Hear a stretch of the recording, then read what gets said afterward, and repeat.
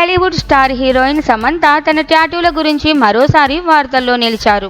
ఇటీవలే ఆమె ఇచ్చిన ఇంటర్వ్యూలో 18 ఏళ్ల వయసులోనే వేయించుకున్న ఫస్ట్ టాటూ గురించి మాట్లాడిన వ్యాఖ్యలు ఇప్పుడు సోషల్ మీడియాలో వైరల్ అవుతున్నాయి.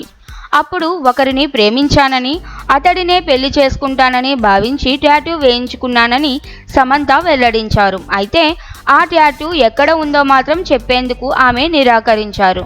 టాటూ వివరాలు చెప్పడం ఇష్టం లేదని, ప్రేమించిన వ్యక్తి పేరు కూడా వెల్లడించలేదు.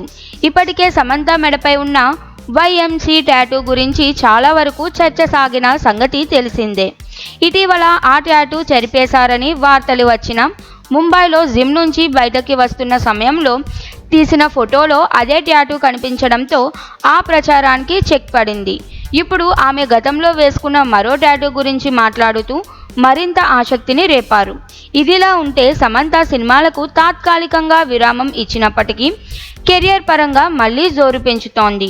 ఇటీవల శుభం చిత్రంలో క్యామియో పాత్రలో కనిపించిన సమంత ఆ సినిమాను తన సొంత బ్యానర్ అయిన ట్రాలాలా మూవింగ్ పిక్చర్స్ ద్వారా నిర్మించారు. ప్రస్తుతం మా ఇంటి బంగారం అనే సినిమాలో నటిస్తున్నారు.